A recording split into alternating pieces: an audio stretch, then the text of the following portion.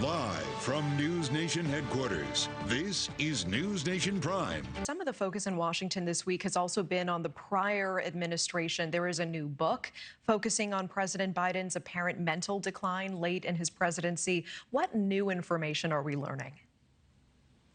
Yeah, Natasha, for the first time, we're hearing audio from that interview after only having those transcripts that were out for about a year now. Now, Axios did exclusively release that 2023 interview that ultimately led the Justice Department special counsel Robert Hur to describe former President Joe Biden as, quote, an elderly man with poor memory. And for more, we're bringing in our political panel. We have Republican strategist Matt Klink, Democratic strategist David Carlucci. Welcome both. Matt, why don't we start with you tonight?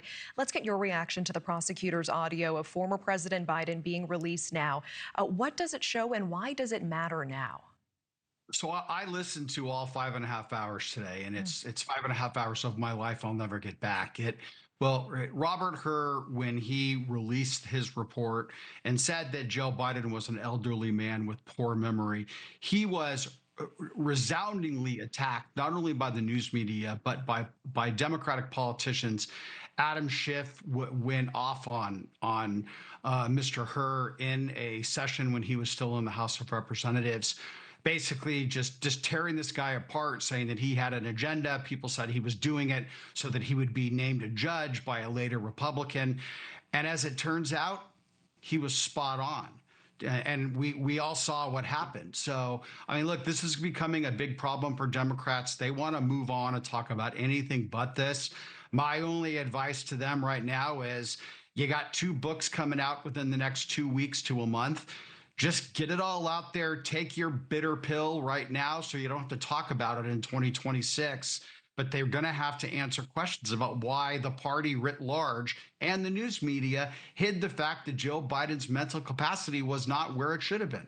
Okay, so David, were Democrats and others in the administration willfully ignoring, even hiding these apparent changes from Biden himself?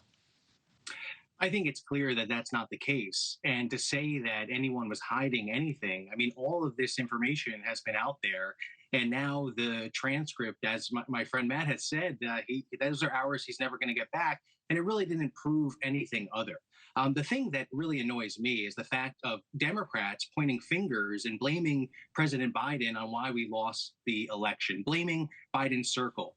And the fact is, it's not that circle. It's the fact that we have a shrinking circle of voters because we refuse to expand the coalition.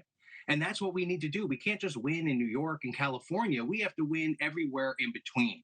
That means we have to support candidates at the local level. And we have to support candidates that might not agree with every single piece of our platform.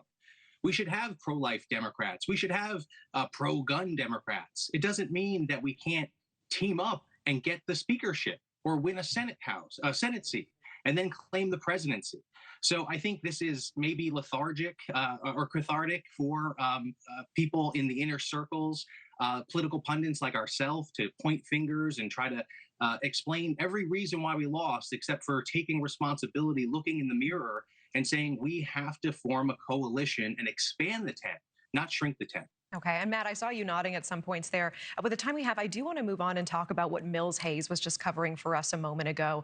A TV producer saying he has pitched a reality show where immigrants vie for expedited legal status. Homeland Security is reviewing this plan. Is this a good idea? No, it's a horrible idea, but it just goes to show you that the American public watches so much junk on TV. The fact that the producer of Duck Dynasty has pitched this, I mind you, he said not just to the Trump administration, but he pitched it to earlier administrations as well. People just need to have their head examined for pitching stuff like this. And the American people, there's so much more important things to do than to watch a show like that on television. Please do something else. Okay, David, your thoughts on this proposed reality show? Well, look, you know what? I think that we should document this process of how people actually go through the immigration process, because it's crazy. It's nuts. It doesn't work. and it needs to be brought into the 21st century. So I understand people and politicians pointing fingers about the border and illegal immigrants. Well, the fact is, we need to expedite this process to make sure that people that do enter this country legally have a pathway forward. And I think it would do us well to understand a little bit about that process. I mean, And but David, maybe we it will sounds get like someone coming in. you're proposing a pretty dry documentary approach to this, and not absolutely. It is this dry. reality show. Reality TV, David. It They needs want to get the the attention that it salacious. deserves. Log It needs to get the rolling in attention that it Wisconsin deserves. is not what immigration is not going to get someone into this country, or assembling a vehicle in Michigan. I mean, this is reality TV. It's to That's right. capture eyeballs. Okay. Yeah, it's wacky, but I think we need to pay attention to the details and understand that some of these problems have just been a political football that no political party will touch, and we need to reform that process. As someone that's worked with immigrants for many years and trying to help them navigate the system, the process, it's bonkers. I mean, David, I hear what you're saying is maybe a little more nuanced than this. I have to say, it wasn't on my bingo card tonight that Matt would say absolutely no to this reality show. And David's like, we should give it another look. Maybe. Anyways. Maybe Matt, change the idea of how it's done. But under the Trump administration, it seems like all you can do is possibly win a contest to actually get that immigration status, or pay $5 million fee to the White House, and then maybe you can become a citizen. And that's unfortunate. All right. We are out of time. But gentlemen, Matt Klink, David Carlucci, appreciate you both. Appreciate the perspectives. Thank you.